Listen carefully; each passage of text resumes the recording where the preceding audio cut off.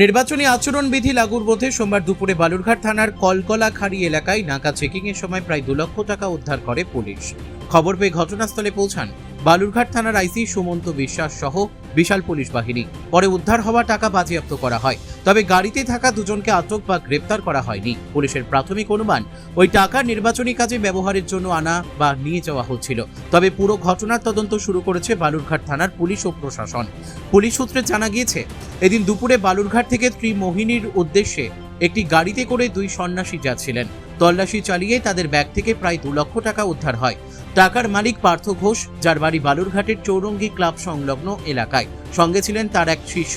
এদিকে নির্বাচনী আচরণবিধি জারি থাকায় 50,000 টাকার বেশি নগদ অর্থ বহন করলে তার বৈধ প্রমাণ দেখাতে হয়। প্রয়োজনীয় নথি দেখাতে না পারলে সেই টাকা বাজেয়াপ্ত করা হয় বলে জানিয়েছে জেলা প্রশাসন।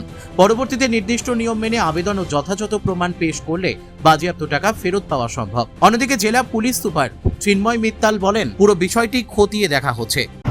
আমার কাছে কিছু টাকা ছিল আর কি। আচ্ছা, আমি তো ওই ভাগবত কীর্তনাদি করি, ব্যাংক সদের অভিজ্ঞতা খুব কম আর কি। জমা হয়েছিল আমার কাছে। আচ্ছা, একটা মন্দিরের পারপাস অনেক আমাকে দিচ্ছিল আর কি। আচ্ছা, সেটাই ছেলেটা আমার শিষ্য হয়। আচ্ছা, তো গেছিলাম আমরা, তো টাকাটা তাহলে হিলিতে পড়ছে, মানে এসে আসি না, এই যে জমা আর কি। কত টাকা? আপনি যাচ্ছিলেন কোথায় টাকাগুলো নিয়ে? টাকাগুলো নিয়ে যাচ্ছিলেন কোথায়? ব্যাংকে রাখবার জন্য করছি, ত্রিমোহিনীতে। হিলিতে না। আপনার নাম? আমার নাম হচ্ছে পার্থ। বাড়ি কোথায় আপনার? বাড়ি হচ্ছে আপনার চৌরি ক্লাব আছে, আদর্শ জন্মস্থান। আচ্ছা। বালুরঘাট থেকে মান্টি সিং এর রিপোর্ট, কুলিক নিউজ।